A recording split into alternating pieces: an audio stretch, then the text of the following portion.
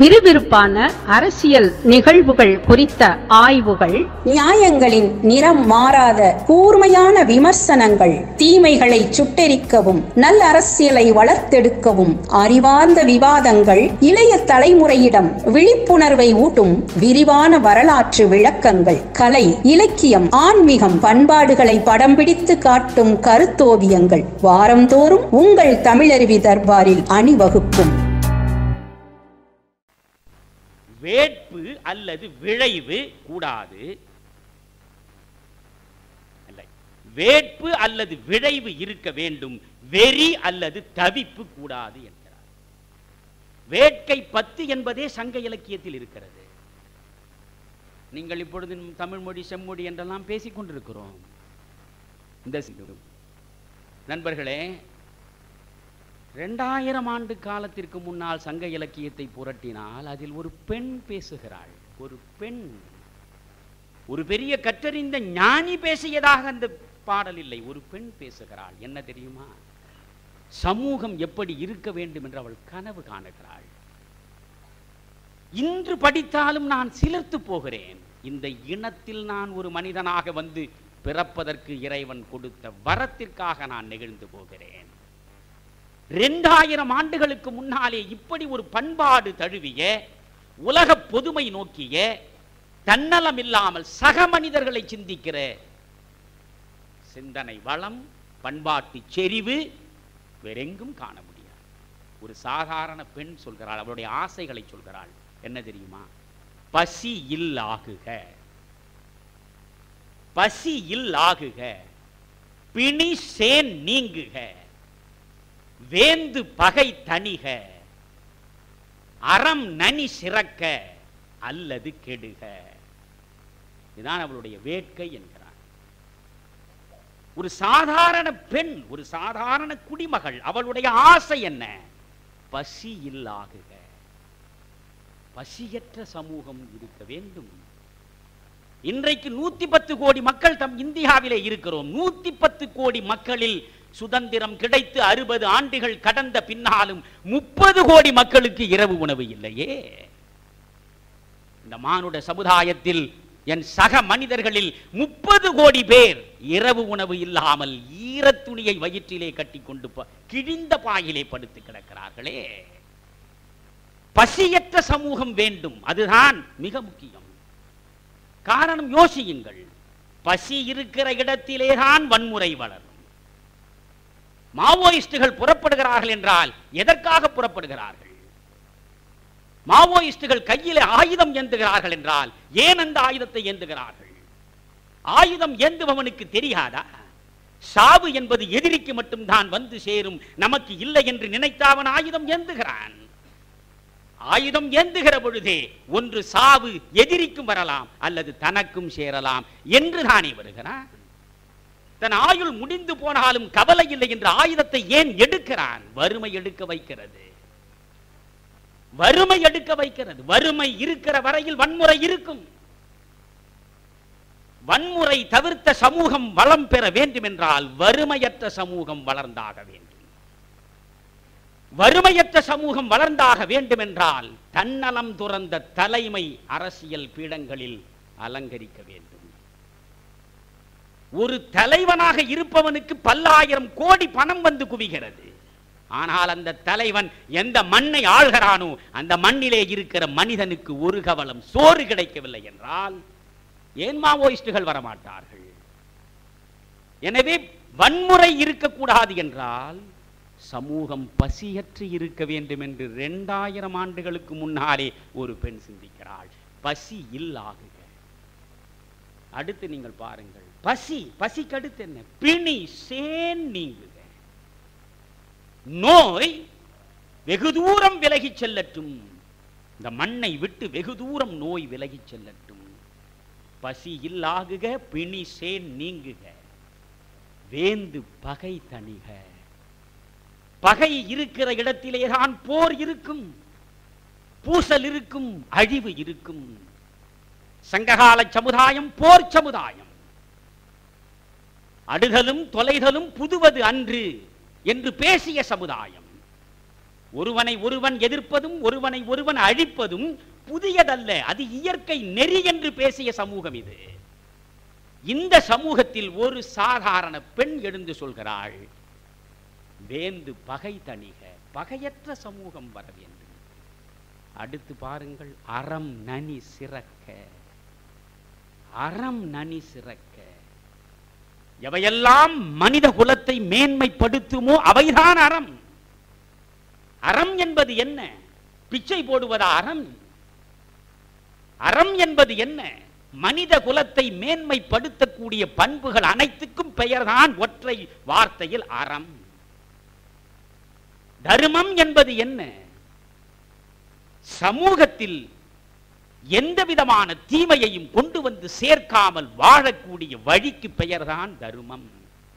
வடமொழியில் அது தர்மம், தமிழிலே அது அறம். அறம் நனி சிறக்க. ஒவ்வொருவன் உள்ளத்திற்குள்ளும் சமூகத்தை மேன்மைப்படுத்துகிற சிறந்த பண்புகள் சிறக்கட்டும் அல்லது கெடுக. அறத்திற்கு புறம்பான அனைத்தும் கெட்டு அழியட்டும். பேசியவள் யார்? ஒரு பெண். ஒரு பெண் பேசினாள். எனவே இவற்றை சிந்திக்கிற பொழுது இன்றைக்கு இருக்கக்கூடிய தலைமக்கள், தலைவர்கள் இந்த கடமைகளை நெஞ்சிலே கொண்டு வந்தால் போதுமே.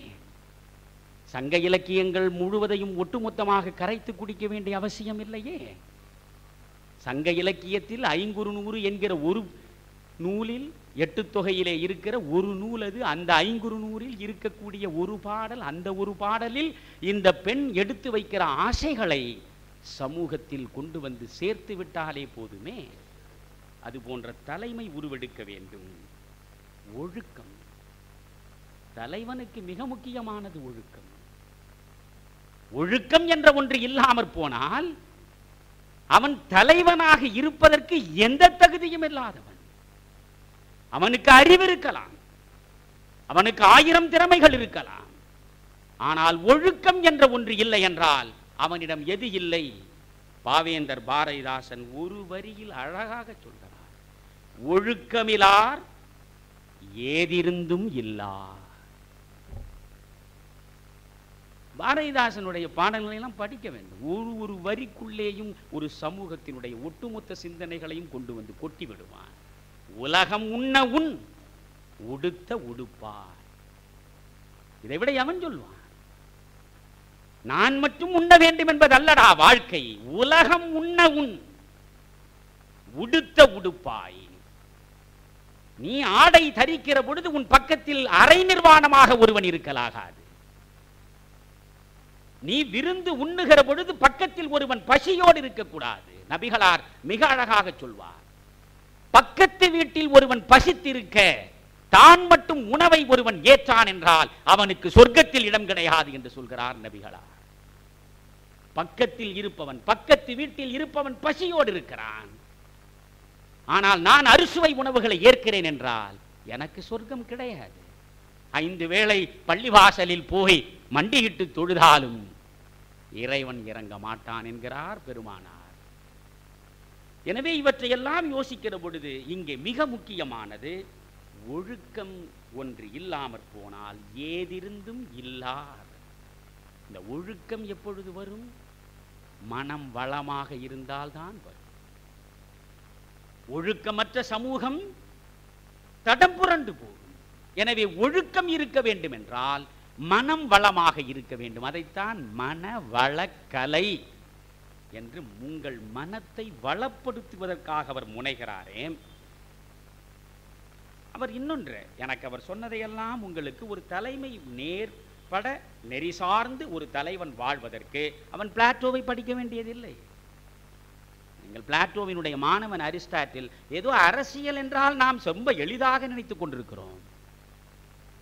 அரசியல் என்பது சாதாரண மனிதர்கள் எல்லாம் புகுந்து விளையாடுகிற களம் இல்லை. அது 2000 ஆண்டுகளுக்கு முன்னாலே அரிஸ்டாட்டில் மிக தெளிவாக சொல்கிறான், politics is the master science என்றார்.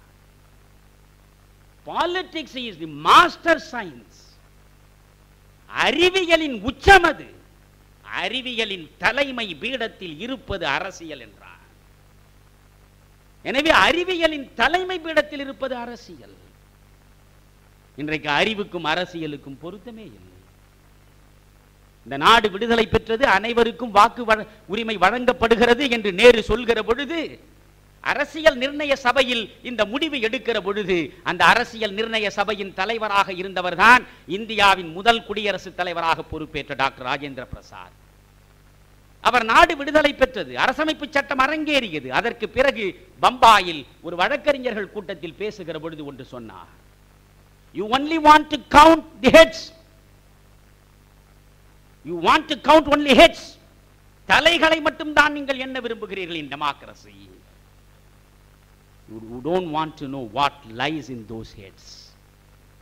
அந்த தலைகளுக்குள்ளே என்ன இருக்கிறது என்பதை நீங்கள் அறிந்து கொள்ள விரும்பவில்லை. You want to count only heads, but you don't want to know what lies in those heads. வெறும் தலைகள், எண்ணிக்கையே தர்மமாகிவிட்ட குருட்சேத்திரம் இது. இந்த குருட்சேத்திரத்தில் எண்ணிக்கை தான் தர்மம்.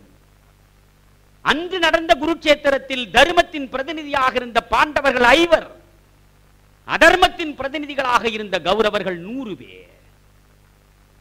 அதர்மத்தின் எண்ணிக்கை அதிகமாக இருந்தது, தர்மத்தின் எண்ணிக்கை குறைவாக இருந்தது. எண்ணிக்கை குறைவாக இருந்த தர்மம் எண்ணிக்கை அதிகமாக இருந்த அதர்மத்தை அழித்தது. ஆனால் ஜனநாயக தர்மம் என்பது வேறு. ஜனநாயக தர்மத்தில் எண்ணிக்கை தான் முக்கியம். எண்ணிக்கையே தர்மமாகிவிட்ட குருட்சேத்திரத்தில் இன்றைக்கு நாம் இருப்பதனாலே தான் யார் வேண்டுமானாலும் தலைவராக வர முடியும், யார் வேண்டுமானாலும் ஆட்சி பொறுப்பை ஏற்க முடியும், யார் வேண்டுமானாலும் எந்த பொறுப்புக்கும் வர முடியும் என்கிற சூழல் இருக்கிறதே, அதை நாம் மாற்ற வேண்டும். அதனால்தான் பல்கிவாலா, நண்பர்களே, இவற்றையெல்லாம் நான் திரும்ப திரும்ப பேசிக்கொண்டுதான் இருக்கிறேன். பல்கிவாலாவை விட ஒரு கான்ஸ்டிடியூஷனல் எக்ஸ்பர்ட் எவனும் கிடையாது. அரசியலமைப்பு சட்டத்தை கரைத்து குடித்த மனிதன், இளைஞர்கள் மாணவர்கள் அறிய வேண்டிய ஒரு மனிதன் பல்கிவாலா. மாணவனாக இருக்கிற பொழுது பல்கிவாலாவால் 4 வரி சேர்ந்து பேச முடியாது, திக்கும். அப்படி திக்கி திணறி பேசிய அந்த பல்கிவாலா தான் பிறகு பேராற்றல் பெற்ற பெருவழக்கறிஞராக மாறினார். உலக புகழ் பெற்ற வழக்கறிஞர்கள் ஒருவராக உருவெடுத்தார். அதனால்தான் மொரார்ஜி தேசாய் ஜனதா ஆட்சி காலத்தில் அவரை அமெரிக்காவின் தூதராக கொண்டு போய் உட்கார வைத்தார்கள். அந்த பல்கிவாலா மிக அழகாக சொன்னார், we have first class constitution and third class leadership. We have first class constitution, but unfortunately we have third class leadership. நம் அரசமைப்பு சட்டம் முதல் தரமானது, ஆனால் அந்த சட்டத்தின்படி ஆட்சி நடத்த வந்து அமர்ந்திருக்கிற மனிதர்கள் 3ஆம் தரமானவர்கள். அவர்தான் சொன்னார், தனி மனிதனை விட கட்சி முக்கியம், கட்சியை விட நாடு முக்கியம் என்று வாழ்ந்த தலைமுறை முடிந்துவிட்டது. நாட்டை விட கட்சி முக்கியம், கட்சியை விட தனி மனிதன் முக்கியம் என்று தலைகீழாக புரண்டு விட்டது என்றார். இன்றைக்கு அப்படித்தானே இருக்கிறது. ஒரு தனி மனித வழிபாடு நடக்கிறது. மனித வழிபாடே நடக்கலாகாது நண்பர்களே, மனித வழிபாடு நடக்கலாகாது. முத்துராமலிங்கம் அவருடைய அன்பின் பார்ப்பட்டு என்னை 5 வார்த்தை கூடுதலாக சொல்லிவிட்டாலும் எனக்குள்ளே ஒரு கரப்பான் பூச்சி ஊறுவதை போலத்தான் நான் உணர்கிறேன். எனக்காக ஒரு பெரிய பிளக்ஸ் போர்டு வைக்க வேண்டும், பெரிய பெரிய சுவரொட்டிகளில் என்னுடைய முகம் இருக்க வேண்டும், கழிப்பறையிலே இருந்து எல்லா இடங்களிலும் நான் காட்சி தர வேண்டும் என்று கருதுவது ஒரு மனநோய். அது எத்தனையோ வகைப்பட்ட நோய்கள் இருக்கின்றன நண்பர்களே. நீங்கள் நோய் என்றால் ஏதோ காச நோய் தான் நோய் என்று கருதுகிறீர்கள். காச நோய்க்கு மருந்து உண்டு, இது போன்ற மனநோயாளிகளுக்கு மருந்தே கிடையாது. நம்மை சுற்றி இருப்பவர்கள் தலைவர்கள் இல்லை, மனநோயாளிகள். இந்த மனநோயாளிகளுக்கு இடையிலே தான் நாம் வாழ வேண்டி இருக்கிறது. ஆனால் இந்த மனநோயாளிகளைத்தான் நமக்கு மிகவும் பிடிக்கிறது. அதுதானே முக்கியம். காரணம் என்ன தெரியுமா? இவனுக்கும் அதன் மீது ஆசை இருக்கு. அந்த பிளக்ஸ் போர்டை பார்க்கிற போது இவனுக்கும் ஒரு அரிப்பு இருப்பதனால் தானே எந்த காரணமும் இல்லாமல் இவன் வீட்டு திருமணம் நடப்பதற்கும் திருப்பூருக்கும் என்ன சம்பந்தம்? நான் வருகிற பொழுதெல்லாம் இந்த வேடிக்கைகளை பார்க்கிறேன். இவன் சொந்த வீட்டு திருமணம், அதற்கும் இந்த சமூகத்திற்கும் என்ன சம்பந்தம்? வீதி முழுவதும் பிளக்ஸ் போர்டு வைக்கிறான். ஏன்? இவனுக்குள்ளே இருக்கிற அரிப்பு, இவனுக்குள் இருக்கிற அரிப்பும் இவனுக்கு தலைமை தாங்குகிற மனிதர்களுக்கு இருக்கிற அரிப்பும் ஒரு மைய புள்ளியில் இணைந்து விடுவதனால் பிரச்சனையே இல்லாமல் இருக்கும். இல்லை என்றால் சமூக மாற்றம் எப்பொழுதும் நடக்காதா என்ன? சமூக மாற்றம் நடக்காமல் இருப்பதற்கு காரணம் மனித மனமாற்றம் நிகழாதது. மனித மனமாற்றம் நிகழ வேண்டும் என்றால் மன வளக்கலை பயில வேண்டும். மனம் வளம் பெறுகிற போதுதான் எது சரி எது தவறு என்று நமக்கு தெரியும். அப்ரஹாம் லிங்கனை நீங்கள் அறிவீர்கள். உலகத்தில் நண்பர்களை முதலில் வரலாறு படைத்த மனிதர்களின் வரலாறுகளை தேடி தேடி நீங்கள் படிக்க வேண்டும். நம்மிடம் உள்ள குறை இதுதான். நீங்கள் அப்ரஹாம் லிங்கனை பாருங்கள். அப்ரஹாம் லிங்கனுக்கு இன்னொரு பட்டப்பெயர் உண்டு, அமெரிக்க ஈசாப் என்று. ஈசாப் கதைகள் உலக புகழ் பெற்றவை. ஒவ்வொரு ஈசாப் கதைக்குள்ளேயும் ஒரு அறிவார்ந்த செய்தி இருக்கும். அப்ரஹாம் லிங்கன் அடிக்கடி சில பிரச்சனைகளை மக்கள் முன்னாலே வெளிப்படுத்துகிற பொழுது ஒரு கதை சொல்வார். ரொம்ப இயல்பாக சொல்வார் அப்ரஹாம் லிங்கன். அப்ரஹாம் லிங்கனுடைய கதைப்படிதான் இன்றைக்கு மந்திரிகள். அப்ரஹாம் லிங்கன் சொல்கிறார், ஒரு அரசன் இருந்தான். அந்த அரசன் வேட்டையாடுவதற்காக புறப்படுகிறான் பரிவாரங்களோடு. வேட்டையாடுவதற்கு புறப்படுகிற பொழுது திடீரென்று அவனுக்குள்ளே ஒரு சந்தேகம் வருகிறது, மழை வருமோ? மழை வந்தால் வேட்டையாட முடியாதே. உடனே அமைச்சரை பார்த்தான். அமைச்சரே, வேட்டையாட பரிவாரங்களோடு நான் புறப்படுகிறேன், மழை வருமா வராதா சொல்லுங்கள். உடனே அமைச்சர் சொன்னார். கொஞ்ச நேரம் பார்த்தார், வானத்தை வெறித்து பார்த்தார், மனதுக்குள்ளே சிந்தித்தார், கண்ணை மூடினார், திறந்தார். பிறகு சொன்னார், அரசே, மழை வருவதற்கான சாத்தியமே, தாராளமாக நீங்கள் வேட்டையாட புறப்படலாம் என்றார். இது அப்ரஹாம் லிங்கன் சொன்ன கதை. வேட்டையாடுவதற்கு பரிவாரத்தோடு அரசன் புறப்பட்டான். வழியிலே ஒரு விவசாயி பார்த்தான். படிப்பறிவற்ற ஒரு சாதாரண பாமர விவசாயி பார்த்தான். பார்த்தவன் அரசனை நோக்கி, அரசே, இவ்வளவு பெரிய பரிவாரத்தோடு எங்கே செல்கிறீர்கள்? வேட்டையாட செல்கிறேன். மாலையில் மழை வரப்போகிறது, இந்த நேரம் பார்த்தா நீங்கள் வேட்டையாட செல்ல வேண்டும். என்னடா இவன் சொல்கிறான்? அமைச்சன் மழை வராது என்றான். ஆனால் இந்த விவசாயி படிப்பறிவற்றவன். அமைச்சனோ சகல சாஸ்திரங்களும் கற்று முடித்தவன். அவன் வராது என்கிறான். இவன் படிப்பே இல்லாதவன் வரும் என்கிறான். இவனை புறக்கணித்து விட்டு வேட்டைக்கு போனான். அடைமழை பீத்து வீசியது, காற்றும் மழையும். கோபத்தோடு அரண்மனைக்கு வந்தான். அமைச்சர் நாற்காலியில் இருப்பதற்கு முழு தகுதி உள்ளவன் இந்த விவசாயி தான் என்று அமைச்சரை உடனடியாக அவரை இடத்திலே இருந்து அகற்றிவிட்டு விவசாயியை கொண்டு வந்து அமைச்சராக்கினான். ஆனாலும் அவனுக்குள்ளே ஒரு ஐயப்பாடு இருக்கிறது. பிறகு மெல்ல கேட்டான். இப்பொழுது அவர் அமைச்சர், விவசாயி அல்ல அமைச்சர். அமைச்சரே, உங்களுக்கு எப்படி மழை வரும் என்று தெளிவாக தெரிந்தது? உடனே விவசாயி சொன்னான், மழை வருமா வராதா என்பதை நான் கழுதையை வைத்துத்தான் கண்டுபிடிப்பேன் என்றான். கழுதையை வைத்து நீங்கள் எப்படி கண்டுபிடிப்பீர்கள்? மழை வரும் என்றால் கழுதையின் காது விரைத்து மேலே நிற்கும். நீங்கள் புறப்பட்டு வருகிற பொழுது கழுதையின் காது விரைத்திருந்தது, அதனால் மழை வரும் என்று சொன்னேன். உடனே அரசன் பார்த்தான், மழையை கண்டுபிடிக்கிற ஆற்றல் இவனுக்கும் இல்லை, கழுதைக்குத்தான். உடனே இவனை தள்ளிவிட்டு கழுதையை கொண்டு வந்து அமைச்சராக்கினான். இன்றைக்கு நாடு முழுவதும் அப்படித்தான் நிலவரம் இருக்கு. காரணம் என்ன? இதை அப்ரஹாம் லிங்கன் சொன்னான், மணியன் சொல்லவில்லை. அப்ரஹாம் லிங்கன் சொன்னான். யாராவது கோபப்படுவதாக இருந்தால் செத்து போன அப்ரஹாம் லிங்கனை தேடித்தான் செல்ல வேண்டும். எனவே இதுதான் உலகம் என்று சொன்னால் நீங்கள் இந்த உலகத்தில் என்ன செய்வது என்பதை பார்க்க வேண்டும். இப்பொழுது புரட்சியை பற்றி நாம் பேசுகிறோம். மகரிஷியினுடைய சில சிந்தனைகளில் நான் சிலிர்த்து போகிறேன். புரட்சி நிச்சயமாக ஒரு சமூக மாற்றத்திற்கு தேவை என்கிறது உண்மைதான்.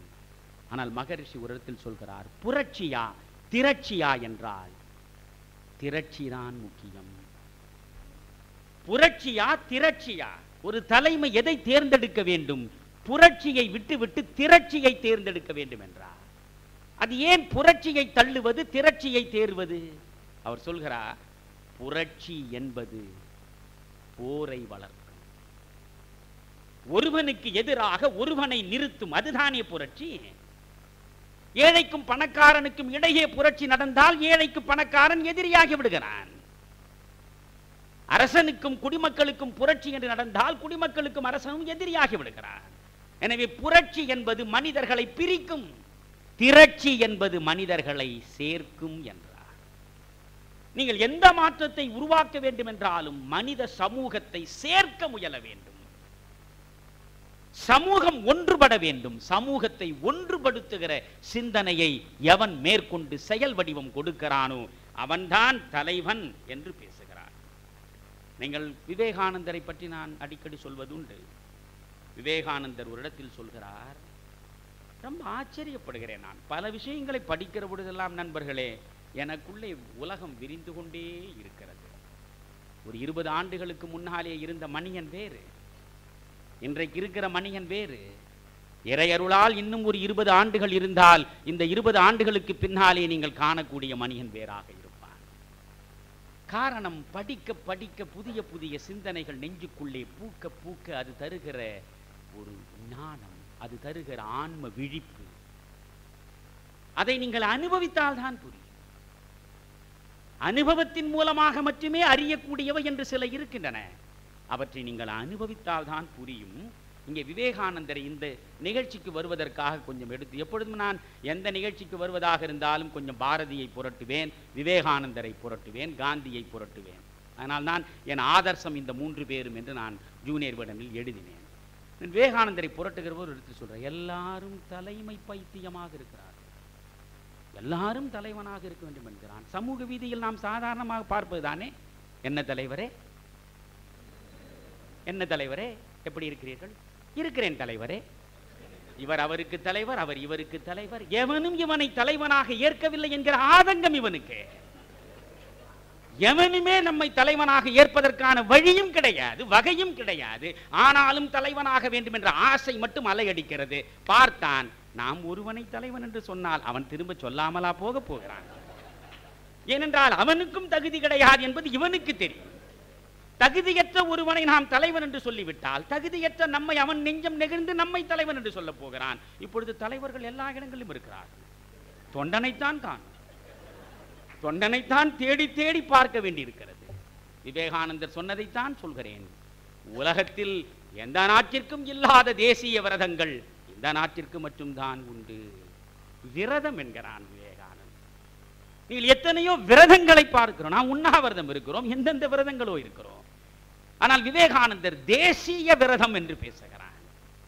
இந்த மண் முழுவதும் இருக்கக்கூடிய மக்கள் செய்யக்கூடிய விரதம் 2 இந்த தேசிய விரதங்கள் தான் தொண்டும் துறவும் என்று சொன்னார். தொண்டும் துறவும். துறவு என்பது சுயநலத்தை துறப்பது. சுயநலம் துறந்தவன் இருதயத்திலே தான் தொண்டுணர்ச்சி பூக்கும். தொண்டுணர்ச்சி எங்கே பூக்கும்? சுயநலம் அற்ற நிலத்தில் தான். அதனால் தான் தொண்டையும் துறவையும் அவன் சேர்த்து சொல்கிறான். அவன் ஒரு இடத்தில் எழுதுகிறான், விவேகானந்தர் சொன்னதை நான் படித்த பொழுது வியந்து போனேன். அவர் சொல்கிறார், வாழ்க்கை கடலில் எத்தனையோ பெரிய கப்பல்களை தலைமை வகிக்கும் பைத்தியம் மூழ்கடித்து விட்டது. தலைமை வகிக்கும் பைத்தியம் என்கிறார். தலைமை வகிக்கும் பைத்தியத்தினால் தானடா எத்தனையோ சமூக கப்பல்கள் விழுந்து மூழ்கிவிட்டன. காரணம், தலைவர்கள் மட்டுமே இருக்கிறார்கள். ஒரு கப்பலில் கேப்டன் மட்டுமே இருந்தால் கப்பல் எப்படி போகும்? எனவே தலைவனாக மட்டும் இருந்தால் கப்பல் மூழ்கிவிடும்.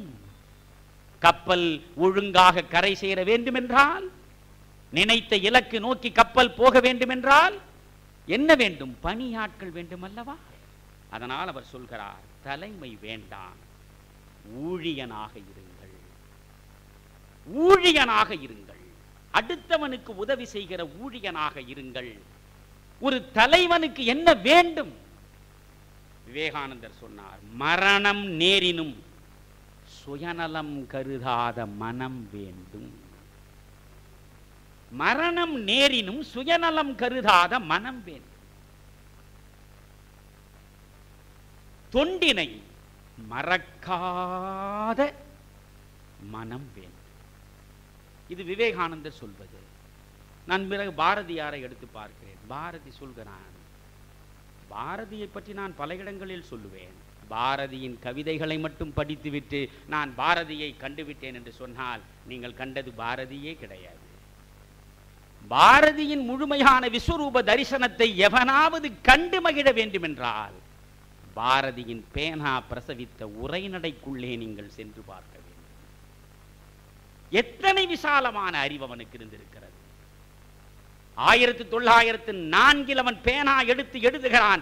1921 அவன் கண் மூடுகிறான். இடைப்பட்ட 17 ஆண்டு காலத்தில் உலகம் முழுவதையும் அவன் பார்த்திருக்கிறான்.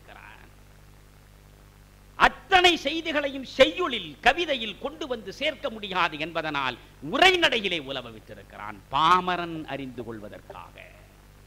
அவன் ஒரு இடத்தில் எழுதுகிறான், யார் ஜனத்தலைவன்? ஜனத்தலைவன் யார்? இதைவிட விளக்கம், இதைவிட இலக்கணம் எதுவும் சொல்ல முடியாது. ஆங்கிலத்தில் 2 வார்த்தைகள் உண்டு. ஒன்று சிம்பத்தி, இன்னொன்று எம்பத்தி. சிம்பத்தி என்பது உங்கள் அனைவருக்கும் தெரியும், இரக்கம் என்று சொல்வீர்கள். எம்பத்தி என்பது என்ன? நண்பர்களே, அடுத்தவன் ஒரு துயரத்தை அடைந்தால் அந்த துயரம் அடைந்தவனை பார்த்து நான் நெஞ்சம் உருகினால் அது சிம்பத்தி.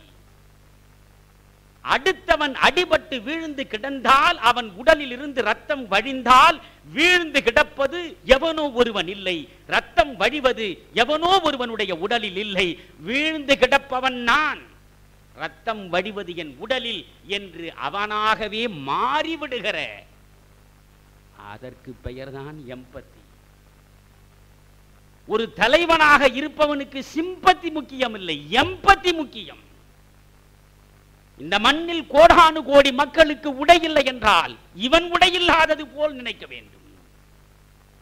லட்சக்கணக்கான மக்களுக்கு வீடு இல்லை என்றால் இவன் வெயிலிலும் மழையிலும் வீடற்று வாடுவது போல் துடிக்க வேண்டும்.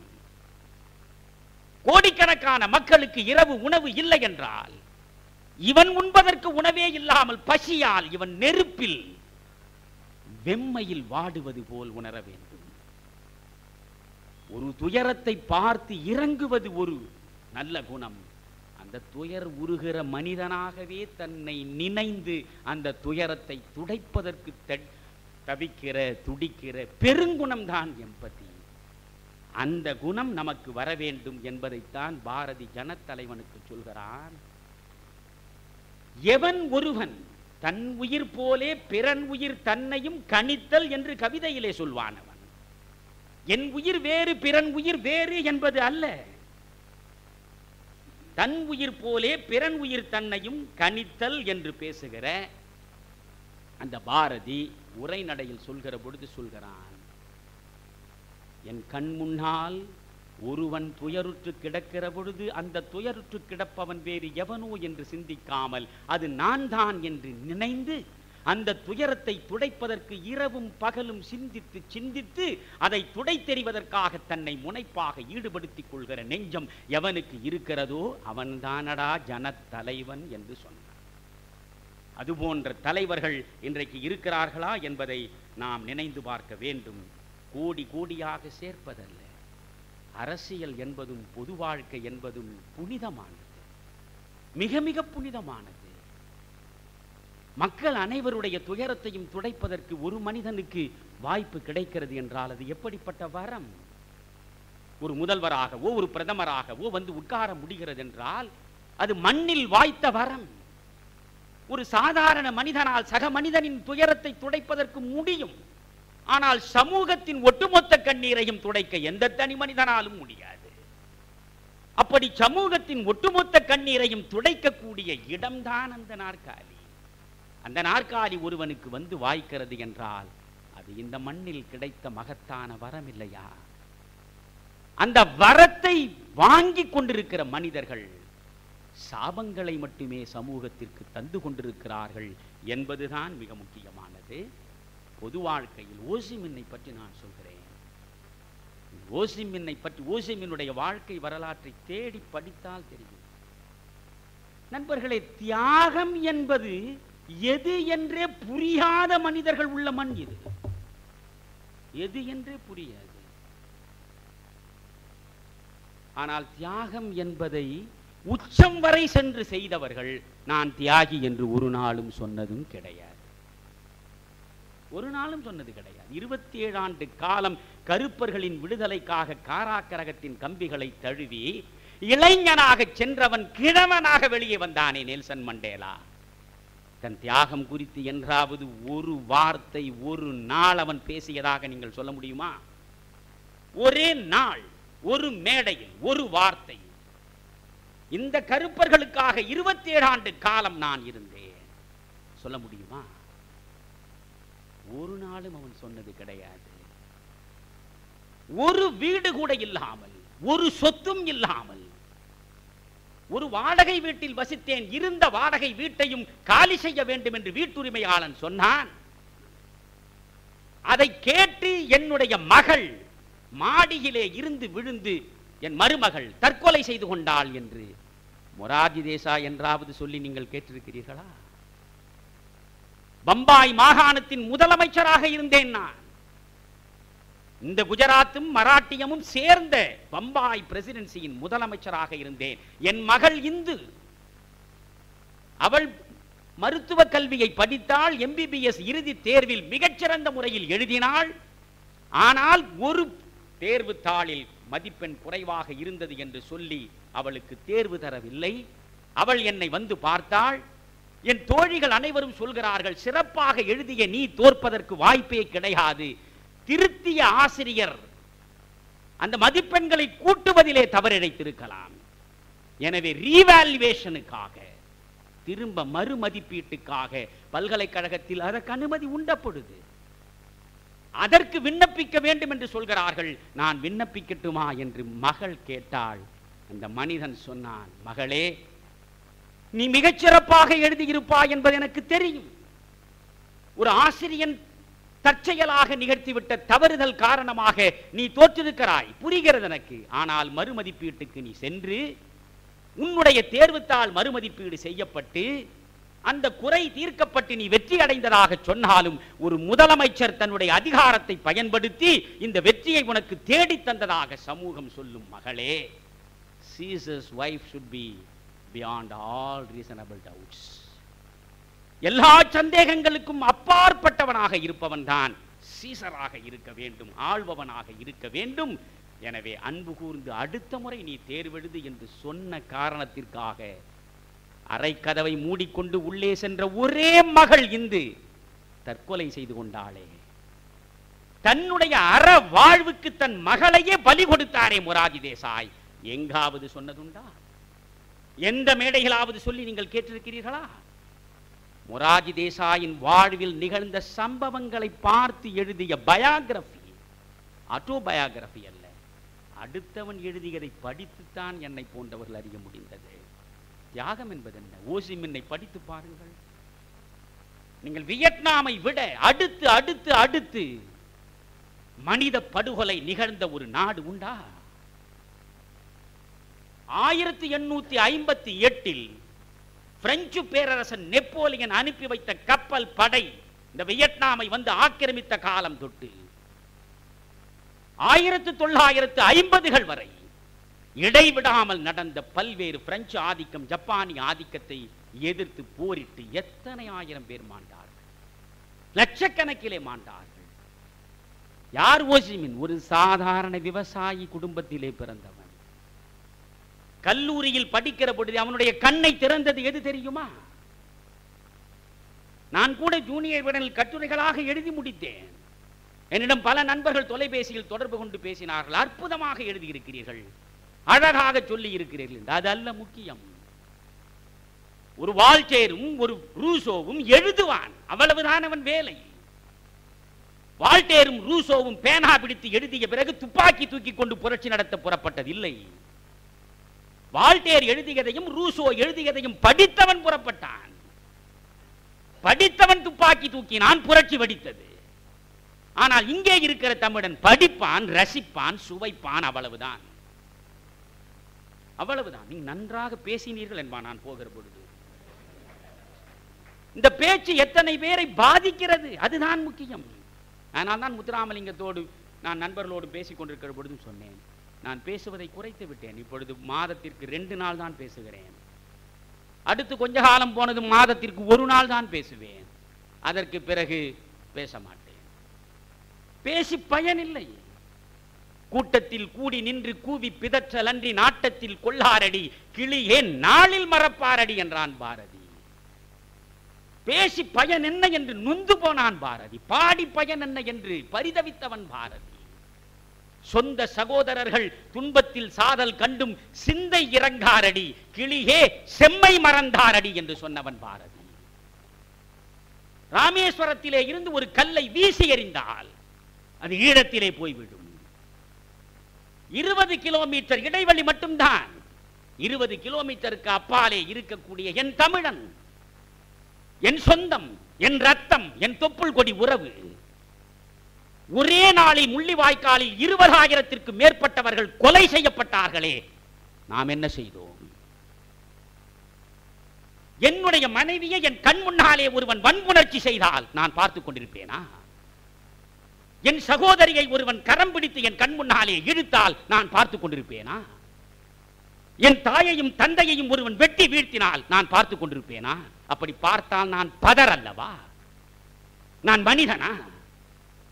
ஆனால் பார்த்தோமேனா?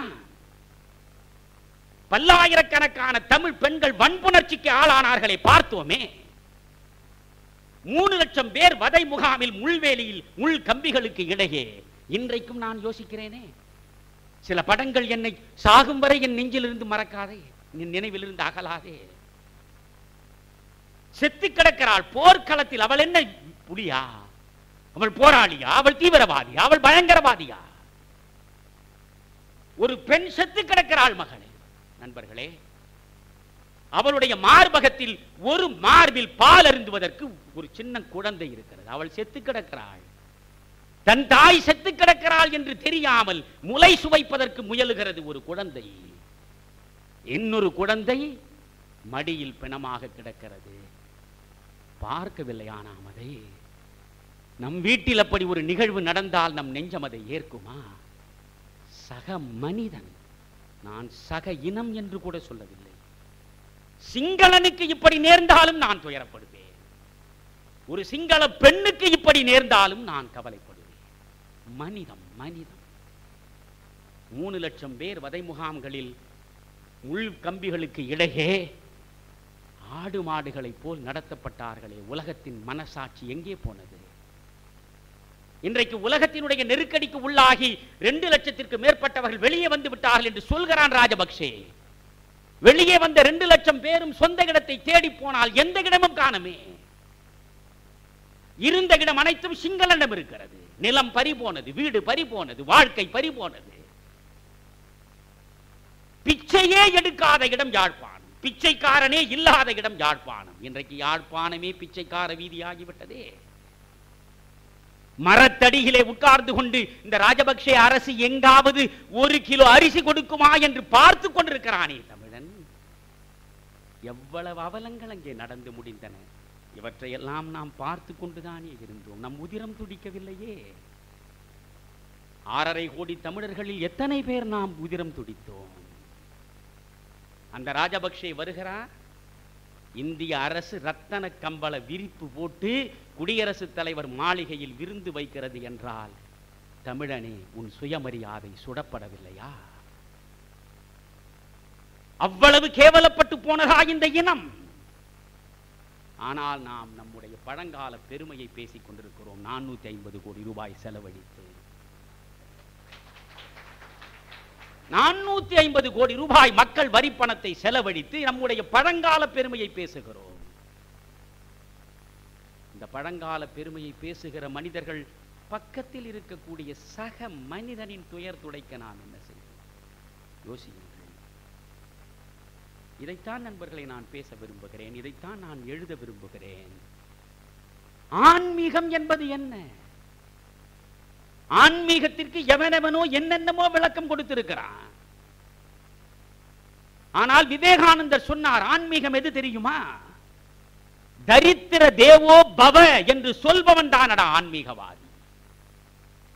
மாத்ரு தேவோ பவ பித்ரு தேவோ பவ என்று பேசாதே, தரித்திர தேவோ பவ என்று சொல்.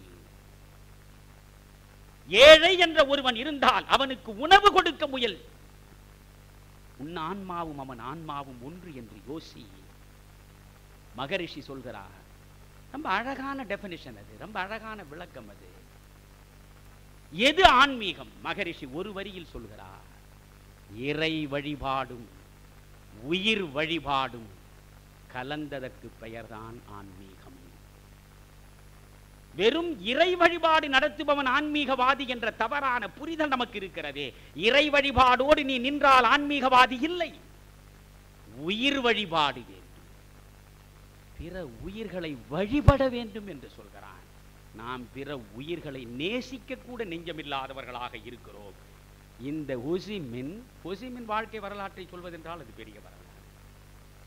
அவன் கல்லூரியில் படித்தான், புரட்சிக்காரனாக உருவெடுத்தான், கல்லூரியிலிருந்து வெளியேற்றப்பட்டான். வெளியேற்றப்பட்ட ஹொசிமின், நான் சொன்னேன், இந்த ஹொசிமினை புரட்சிக்காரனாக மாற்றியது எது தெரியுமா? பிரெஞ்சு ராணுவம் வியட்நாமை ஆக்கிரமித்துக் கொள்கிறது, வியட்நாமியர்களின் சுதந்திரத்தை பறிக்கிறது, வியட்நாமியர்களை அடிமைகளாக்குகிறது. அந்த அடிமை தலையிலே இருந்து வியட்நாம் இன மக்கள் விடுபட வேண்டும் என்று துடிக்கிறான். இவன் படிக்கிறான் ரூசோவினுடைய புத்தகத்தை. அந்த ரூசோ சொல்கிறான், லிபர்ட்டி, ஈக்குவாலிட்டி, ஃப்ரெட்டர்னிட்டி என்கிற சுதந்திரம், சமத்துவம், சகோதரத்துவம் என்ற 3 தாரக மந்திரங்களை சொல்லி அனைவரும் சமம், அனைவருக்கும் சுதந்திரம். மண்ணில் எவன் பிறந்தாலும் விலங்குகளோடு பிறப்பதில்லை. பிறந்த பிறகுதானடா அத்தனை அடிமை விலங்குகளும் நம்மீது பூட்டப்படுகின்றன என்று ரூசோ எழுதிய வாசகத்தை படித்துவிட்டு ஹொசிமின் சிந்திக்கிறான். சமத்துவத்தை, சகோதரத்துவத்தை, சுதந்திரத்தை பயிரிட்ட அந்த பிரெஞ்சு பூமி அடுத்த மண்ணின் சுதந்திரத்தை, சமத்துவத்தை, சகோதரத்துவத்தை பறிக்க படையெடுத்து வந்திருக்கிறதே. ஒரு ரூசோவினுடைய புத்தகம் ஹொசிமின் என்கிற புரட்சியாளனை உருவாக்கியது, மறந்து விடாதீர்கள். அதற்கு பிறகு அவன் இந்த மண்ணை விடுவிப்பதுதான் ஒரே நோக்கம் என்று முடிவெடுக்கிறான். இளைஞன் கல்லூரியிலிருந்து படிப்பை விட்டு வெளியே வந்தான், சில காலம் ஆசிரியராக பணியாற்றினான். பிறகு 20 வயதில் இங்கிருந்து அவன் புறப்பட்டான். ஒரு கப்பலினுடைய தலைவனை சந்தித்து, எனக்கு ஒரு பணி கொடுங்கள், நான் ஐரோப்பிய நாடுகளுக்கு செல்ல வேண்டும். ஏன் அவன் ஐரோப்பிய நாடுகளுக்கு செல்ல வேண்டும் என்று நினைத்தான்? எங்கே சுதந்திரம் பற்றி, சமத்துவம் பற்றி, சகோதரத்துவம் பற்றிய விதை ஊன்றப்பட்டதோ அந்த இடத்தில் சென்று பாடம் படிக்க வேண்டும் என்று கருதினான் அவன். எனவே அதற்காக இவனிடம் பணம் கிடையாது போவதற்கு. கப்பலில் சமையல்காரனாக, தட்டு கழுவுவனாக, பன்றி இறைச்சியையும் மாட்டு இறைச்சியையும் கொண்டு போய் கொடுப்பவனாக, சமையலறை தரையை சுத்தம் செய்பவனாக இங்கிருந்து புறப்பட்டான். புறப்பட்டவன் பிரான்சுக்கு போனான். பிரெஞ்சு சோசலிஸ்டுகளுடைய அமைப்பிலே அவன் ஒரு அங்கம் வகித்தான். கம்யூனிஸ்டுகள் ஒரு மாபெரும் மாற்றத்தை ருஷ்யாவிலே கொண்டு வந்ததை அறிந்த பிறகு அங்கிருந்து ரஷ்யா போகிறான். ரஷ்யாவில் கம்யூனிசத்தை அறிகிறான். அங்கிருந்து சீனாவுக்கு போனான். நண்பர்களை, சீனாவுக்கு போன பிறகு சூழல்கள் மாறுகின்றன. அங்கே ஷியாங்கே ஷேக் என்கிற கம்யூனிச எதிரி அத்தனை கம்யூனிஸ்டுகளையும் அடிப்பதற்கு முடிவெடுக்கிற பொழுது இவனும் சிக்குகிறான். ஓராண்டு காலம் ஹொசிமின் சிறையிலே அனுபவித்த இன்னல்கள் சொல்லிலடங்காது. ஹொசிமின் 13 மாவட்டங்களில் ஒரே ஆண்டில் 30 சிறைகளுக்கு மாற்றப்பட்டவன். இந்த துயரங்களை அவன் ஏறியேற்றான் ஒரு சமூகத்தை விடுவிப்பதற்காக. அவன் ஒரு சிறையிலே இருந்து இன்னொரு சிறைக்கு மாற்றப்படுகிற பொழுது மலை முகடுகளில், அடர்ந்த காடுகளில் இழுத்து கொண்டு செல்லப்பட்டான். அவன் கழுத்தில் ஒரு பெரிய மரக்கட்டையை வைத்து அவன் கையிலே விலங்கிட்டு அவனை தரதரவென்று இழுத்து கொண்டு போனார்கள். அவன் பற்கள் அனைத்தும் பறிபோயின. அவன் தலை நரைத்தது. அத்தனை துயரங்களையும் அவன் சகித்தான். 5000 படை வீரர்களைத்தான், 5000 கம்யூனிஸ்டுகளைத்தான் அவன் உருவாக்கினான். அவன்தான் வியட்நாமில் புரட்சியை நடத்தி ஜப்பானியர்களை வெளியேற்றி பிரெஞ்சு ஆதிக்கத்திலே இருந்து விடுவித்து வியட்நாமுக்கு சுதந்திரத்தை வாங்கி கொடுத்தானே. அந்த ஹொசிமின் சொல்கிறான், அவன் ஒரு உயில் எழுதி வைத்தான். அவனுக்கு எந்த குடும்பமும் கிடையாது, எந்த சொத்தும் கிடையாது. குடும்பமே இல்லாதவன், சொத்தே இல்லாதவன் எதற்கடா உயில் எழுதுவது? ஆனால் ஓசிமின் உயில் எழுதினான். அவன் அந்த புரட்சியை உருவாக்கிய அந்த வியட்நாமில் இருக்கக்கூடிய மனித குலத்திற்கு சுதந்திரத்தையும் சகோதரத்துவத்தையும் சமத்துவத்தையும் சமைத்து கொடுத்த அந்த கட்சியிலே இருக்கக்கூடிய தொண்டர்களுக்கு உயில் எழுதி வைத்தான். இதை ஒவ்வொருவனும் இங்கே அறிந்து கொள்ள வேண்டும். நான் அதை வேண்டும் என்று தான் ஜூனியர்களுடன் தொடர்கட்டுரையிலும் பதிவு செய்திருக்கிறேன். அவன் எழுதிய உயில் வாசகம் என்ன தெரியுமா? ஆட்சி பொறுப்பிலே இருக்கக்கூடிய என் கட்சி சார்ந்த நண்பர்களே, நீங்கள் அனைவரும் தொண்டர்களாக மாற வேண்டும். தலைவர்களாக நீங்கள் ஒருபோதும் உங்களை கருதக்கூடாது, தொண்டர்களாக மாற வேண்டும். அற ஒழுக்கத்தின்படி நீங்கள் நடக்க வேண்டும். கம்யூனிஸ்டுகள் என்றால் அவர்களுக்கு ஒழுக்கத்தின் மீதும் அறத்தின் மீதும் நம்பிக்கை இல்லை என்று கம்யூனிஸ்டுகளை அறியாதவர்கள் சொல்வார்கள். ஆனால் உசைமின் தெளிவாக எழுதுகிறான், அற ஒழுக்கத்தின்படி ஒவ்வொரு தொண்டனும் நடக்க வேண்டும். கடைசியில் அவன் அந்த வாசகத்தை நான் படிக்கிற பொழுது என்னை அறியாமல் கண்கலங்குகிறேன் நண்பர்களே. உசைமின் சொல்கிறான், நான் மரணப்படுக்கையில் இருக்கிறேன், மரணம் என்னை நோக்கி வருகிறது, சாகப் போகிற நேரத்தில்